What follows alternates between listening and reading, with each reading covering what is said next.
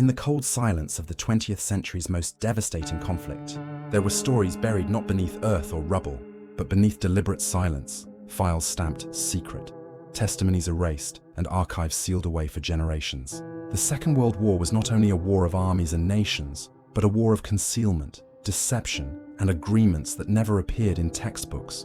To walk through the hidden corridors of this conflict is to open drawers that were never meant to be unlocked, to hear the whispers of men whose lives were erased from the record, and to see how power decided which deaths were remembered and which were buried under bureaucratic ink.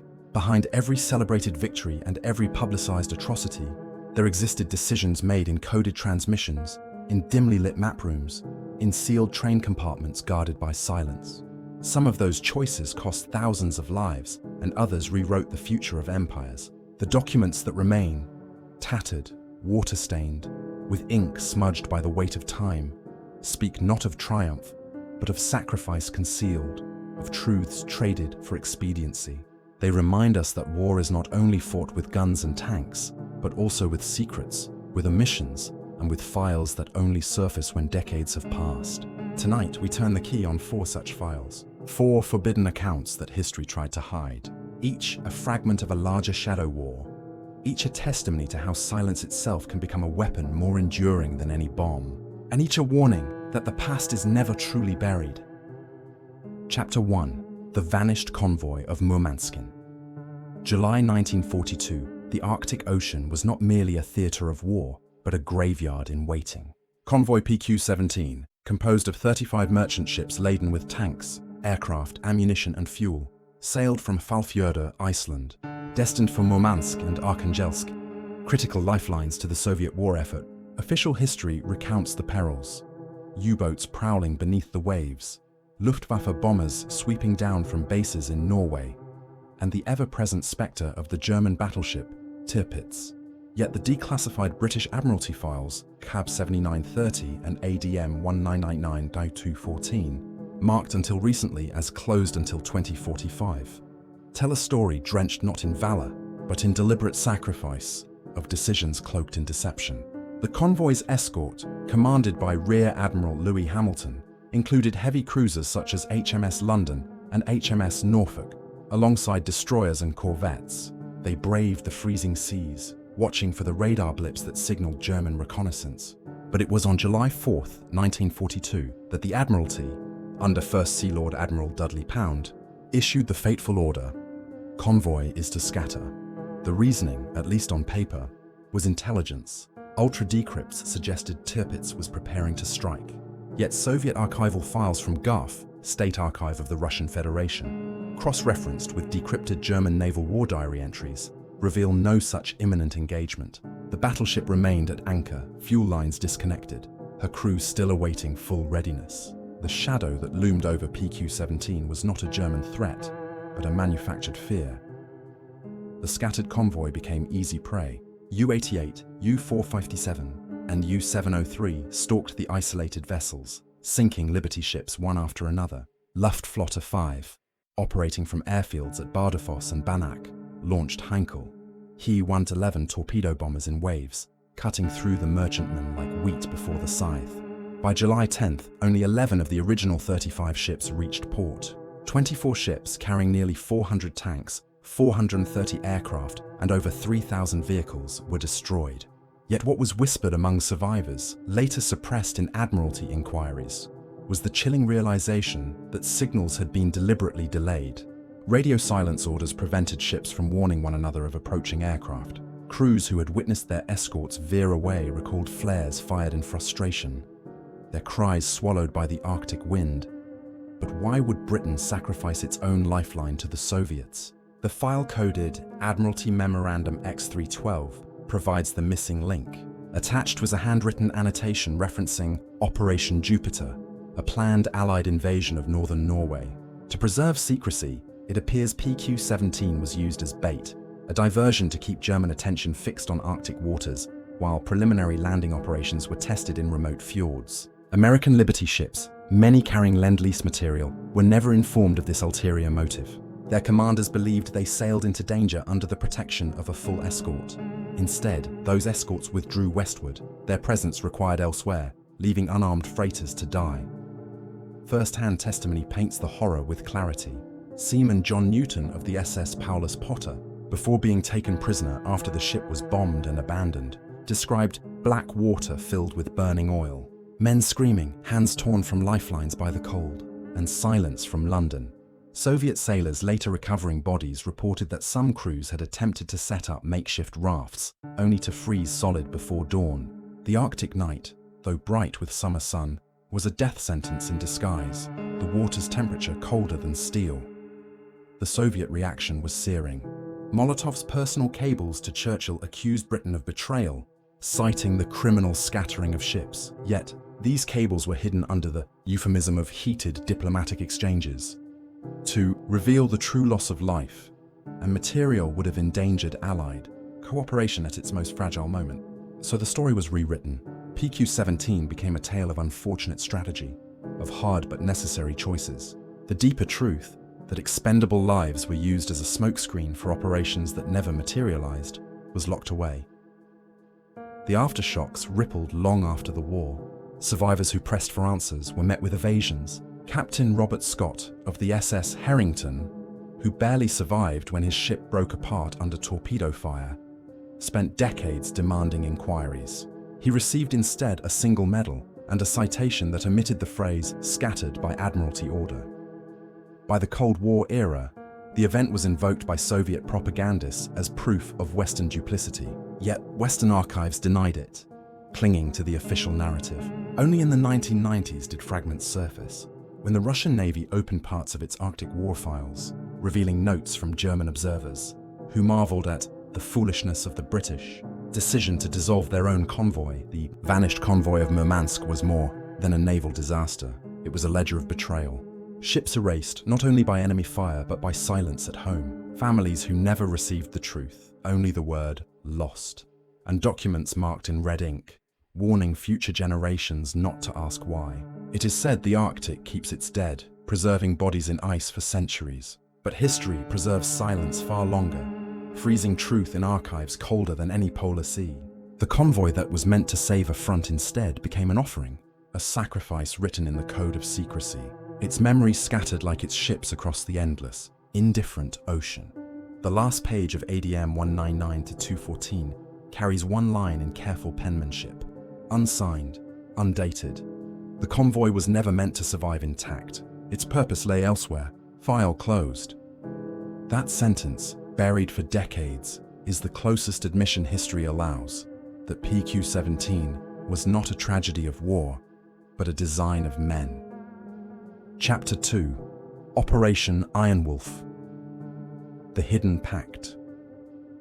The winter of 1940 should have been the moment when the uneasy understanding between Berlin and Moscow shattered beyond repair.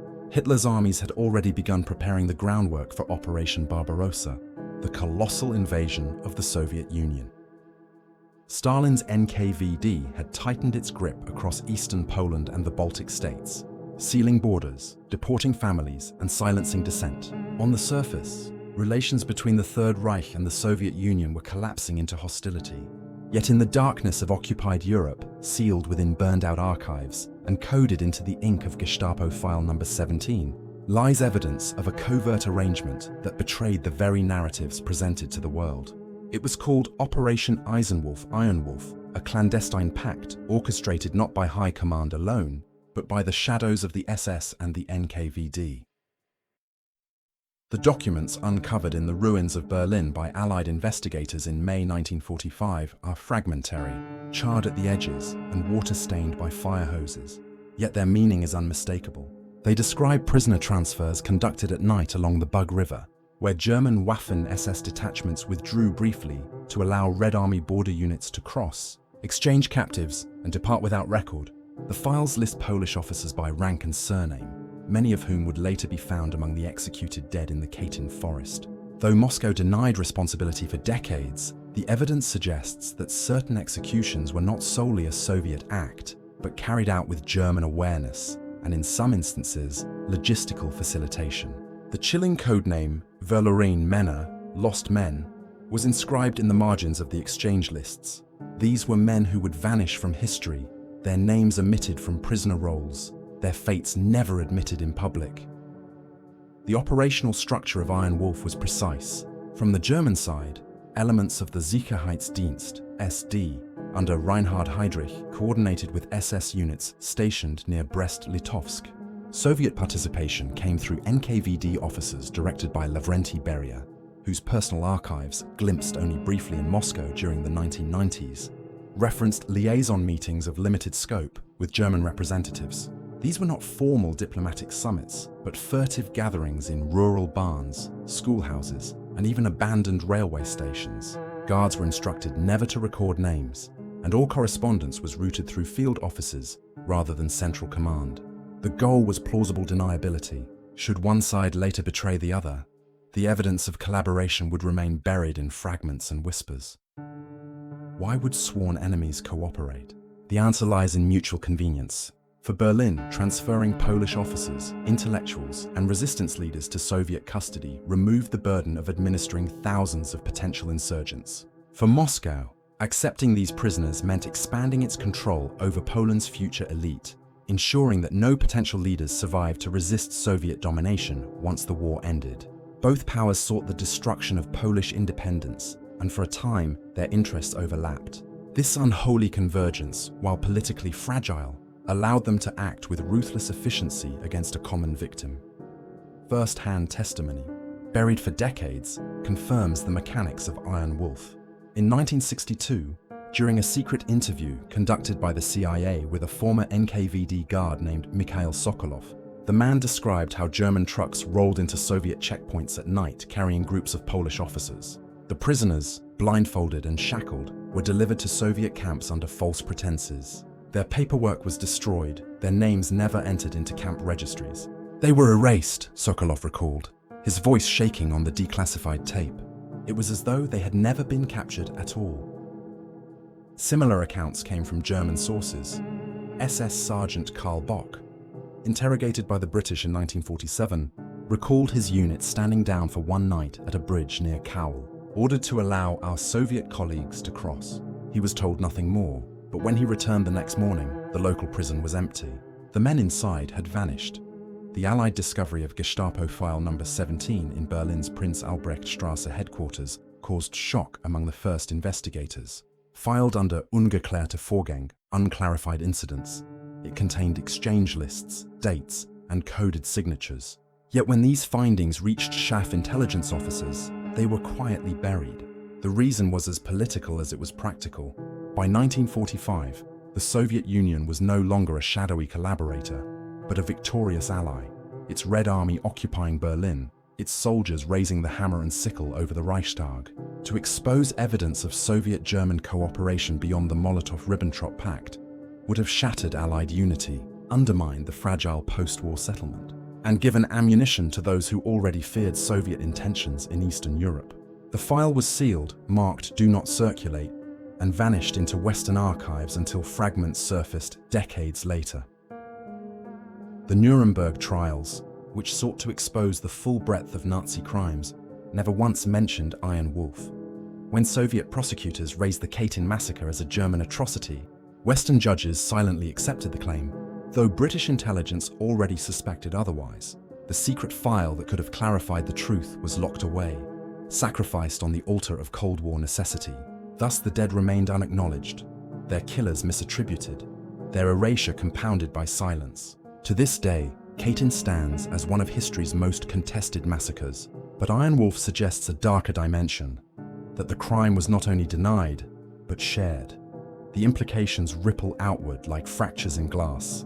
If Operation Iron Wolf existed, it rewrites the narrative of absolute enmity between Nazi Germany and Stalin's Soviet Union after 1941. It suggests that even as Wehrmacht divisions prepared to unleash total war on the Eastern Front, local commanders and security agencies engaged in transactions of convenience. It suggests that ideological hatred was, at times, suspended in favor of calculated cruelty against smaller nations. And it confirms that for the men trapped between these two giants, officers, teachers, priests, resistance leaders, there was no refuge, only disappearance. What remains today are fragments, charred files in Berlin, scattered testimonies in declassified CIA interviews, and faint references in Soviet archives reluctantly opened after 1991. Together, they sketch the outline of an operation that has never been acknowledged by Moscow or Berlin. Operation Iron Wolf was never declared, never signed in public, never mentioned in memoirs. It existed only in the smoke between two empires, a pact to destroy memory itself. The final note in Gestapo file number 17, written in a cramped hand, reads simply, "Verlorene Männer übergeben, nicht registrieren. Lost men transferred, do not register." That directive was carried out with chilling precision. Their names, their lives, and their stories were erased, leaving only silence where history should have spoken. Silence, and the faint echo of a pact that should never have existed. Chapter 3. The Lost Bombers of Operation Hydra. The night of August 17, 1943, more than 500 aircraft of RAF Bomber Command took to the skies over England. Their mission was codenamed Operation Hydra, the first blow in what would become the larger Battle of the Ruhr. The target was Peenemünde, a remote Baltic coastal facility on the island of Usedom, where German scientists under Werner von Braun were perfecting the V2 rocket. Official history remembers the operation as a costly but decisive strike, disrupting Germany's secret weapons program. Yet the record is incomplete, for within Air Ministry dossier HX-119, once sealed for 50 years, lies evidence of bombers that vanished not through flak or night fighters, but through the deliberate manipulation of their navigation and signals. These aircraft, squadrons of Avro Lancasters and Handley Page Halifaxes, were erased from casualty rolls, their crews delivered into the hands of the enemy, their disappearance rewritten as accidents or misreporting. The full scope of this hidden loss only emerges in fragments: radar intercepts, decrypted signals, interrogation transcripts, and testimonies suppressed for decades. Bomber Command's plan for Operation Hydra was bold. The attack was to be concentrated on Peenemunde's research installations, worker housing, and test facilities. To ensure accuracy, the Pathfinders of No. 8 Group marked the target, while the main force followed in staggered waves. Yet HX-119 reveals that dozens of aircraft never reached the target area, vanishing instead over the Baltic Sea or veering off course toward Denmark. What is striking is that these planes did not simply disappear from formation. They followed what their crews believed to be vector orders, transmitted on secure frequencies. Logs show radio operators acknowledging course corrections they assumed originated from Pathfinder headquarters. Yet cross-checks later proved those signals did not come from British transmitters. Someone else was speaking into their headsets. The German Luftwaffe had developed advanced radar and deception systems, codenamed Knickerbein, X-Juret, and later Y-Juret, to guide their own bombers during the Blitz. By 1943, they had refined these systems into countermeasures against Allied night raids. Interrogations of captured German radar technicians at Schleswig in 1945 confirmed that the Luftwaffe experimented with Beacon transmitters, false beacons that mimicked Allied radio signals. Declassified minutes from a technical debrief at SHAEF, coded TNA file AR-40-273, include the statement of Oberleutnant Dieter Feldman, who described guiding whole groups of enemy bombers away from their path, using their own signal discipline against them. British analysts noted the possibility, but their findings were heavily redacted before publication. The implication was explosive, that during Operation Hydra, German operators deliberately misled parts of the bomber stream into a black corridor, redirecting them away from Peenemünde and into zones where interception or capture was possible. But the deception did not end in destruction. HX-119 includes chilling reports of Allied bombers identified intact on German airfields days after the raid. A fragment of an Abwehr interrogation log, recovered from Flensburg in May 1945, mentions a Lancaster of No. 97 Squadron crew alive, undergoing questioning. Yet this aircraft appears nowhere in RAF loss records. Survivors from other squadrons reported seeing British bombers land under escort at German-controlled strips in Denmark, their crews under guard but not resisting. One survivor, Flight Sergeant Harold Pritchard, who escaped captivity in 1945, later testified in a private deposition that his aircraft was redirected by clear, authoritative instructions that led him directly to an airfield near Greifswald. Believing it to be an emergency diversion point, he landed without firing a shot. Only when German soldiers swarmed the fuselage did he realize the deception. His testimony was classified until 1996. Why would the Germans capture rather than destroy? The answer lies in the value of intelligence. Operation Hydra marked the first large-scale deployment of new electronic countermeasures by Bomber Command, including window, aluminum strips designed to blind German radar. Capturing intact aircraft, with their equipment and crew, offered Berlin an opportunity to study these innovations. HX-119 cross-references a German technical report, Bericht No. 11-1243, which details examinations of chaff dispensers and H-2S radar units recovered from captured bombers. It also includes transcripts of interrogations conducted at Dulag Luft, the German camp for captured airmen. Crews were questioned not only about tactics, but about the structure of Bomber Command, the chain of command, and target priorities. Such information, obtained from prisoners who believed they had simply been shot down, could influence German defense strategy for months. The British government's response was silence. Losses from Operation Hydra were officially listed as 40 aircraft destroyed. Yet internal memoranda from the Air Ministry, coded Avia 46-123, include handwritten notes estimating 50 to 60 missing, unaccounted for, presumed lost at sea. The discrepancy is telling. Families received telegrams declaring their loved ones killed in action, their bodies unrecovered. In reality, some of those men were alive, prisoners in hidden camps, their identities suppressed to maintain the illusion of total control. Post-war repatriations did not resolve the mystery. Certain airmen never returned, their fates unrecorded even in POW lists. Their absence was explained away as operational non-recoveries. Only in scattered oral testimonies did hints emerge. Whispers of men who landed, were taken, and then vanished into the machinery of the Reich. The operation's aftermath reveals the depth of the cover-up.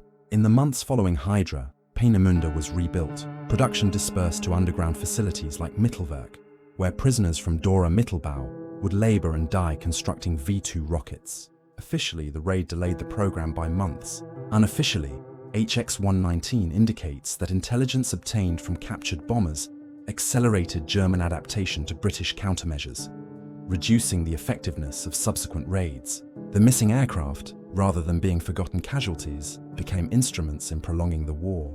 This truth, if acknowledged, would have shattered morale at home, undermined Bomber Command's reputation, and raised impossible questions about operational security. So the files were sealed, the men erased, the truth scattered in fragments across classified archives. Survivors carried the weight in silence. Flight Sergeant Pritchard, whose deposition confirmed his capture through false signals, never saw his testimony acknowledged publicly. He died in 1973, convinced that his warnings had been buried for political expediency. Families of the missing received medals and folded flags, unaware that their sons' final hours had been manipulated by radio waves. Their loyalty turned into a trap. The legacy of Operation Hydra is not only the shattered ruins of Peenemünde, but also the invisible graves of airmen who vanished into a corridor of lies. The last entry in HX-119 is stark, typed in a single line. Certain crews untraceable, loss not combat related. Archive closed. No explanation, no names, no acknowledgement. Only silence. In that silence lies the shadow of Hydra. The lost bombers, guided not by the stars, but by deception, into a night from which they never returned. Chapter 4. Project. Harbinger, the silent plague.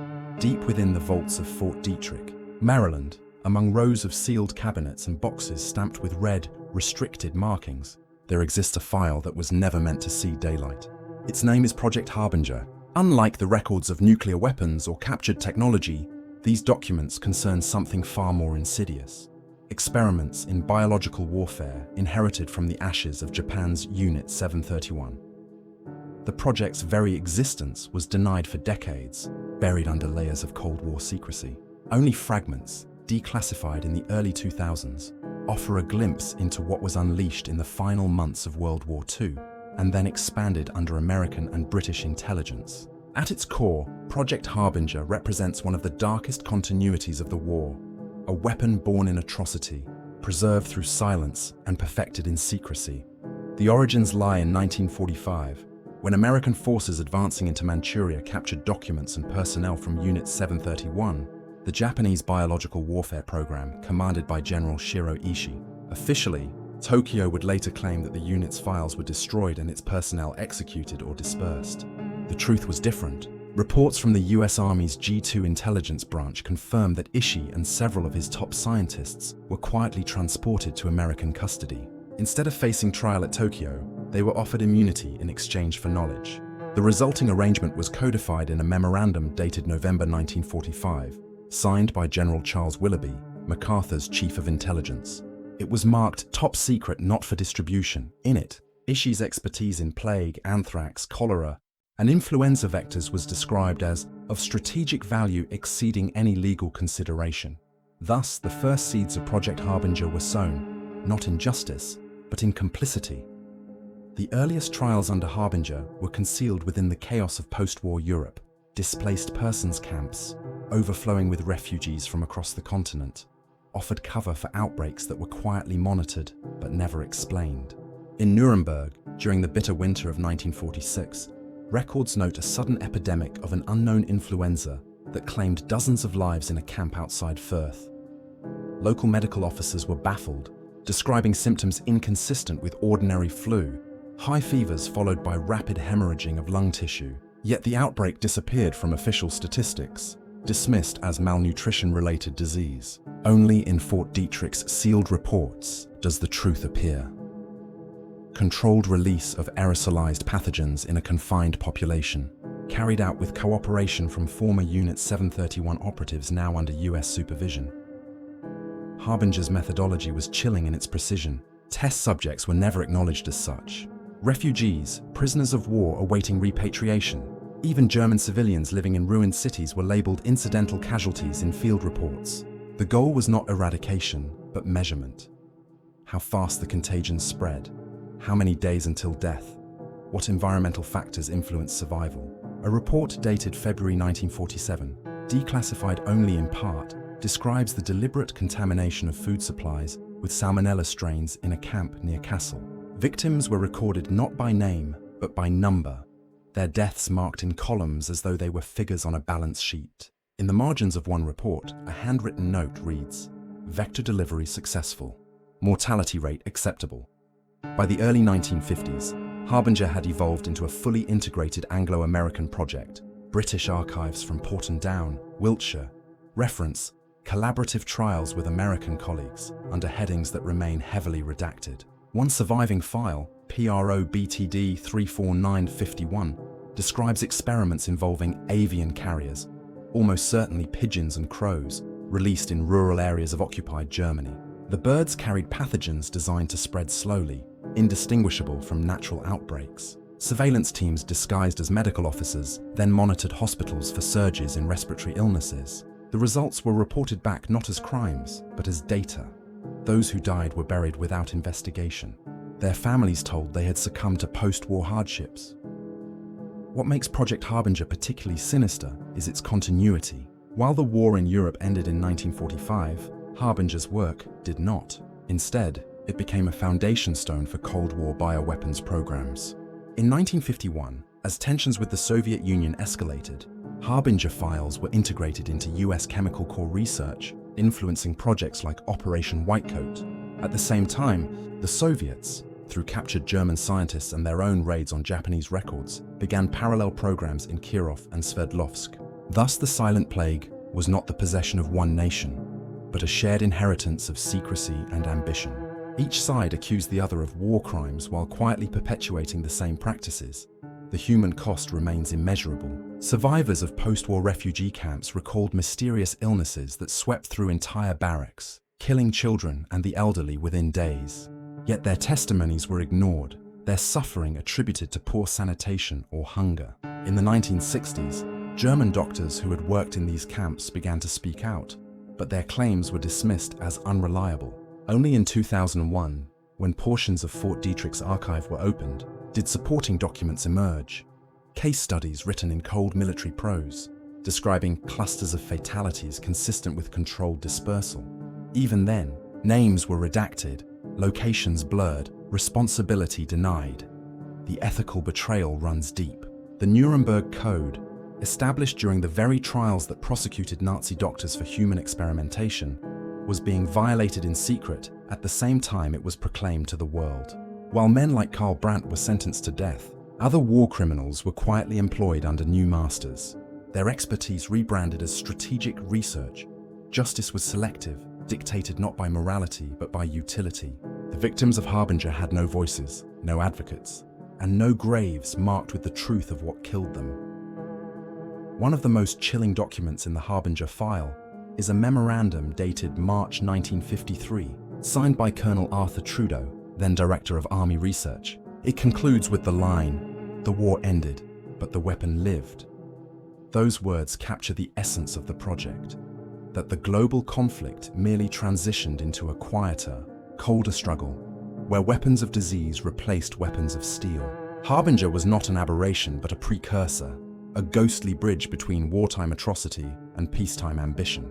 Its legacy can be traced in every subsequent debate about bioweapons, every unexplained outbreak near a research facility, every sealed archive that refuses to release its secrets. Today, the official record of Project Harbinger remains incomplete.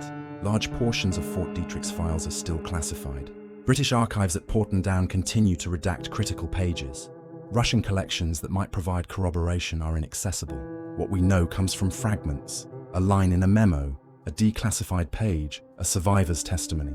But these fragments align too closely to dismiss. They tell us that Project Harbinger was real, that it killed in silence, and that it was hidden for generations, not because it failed, but because it succeeded.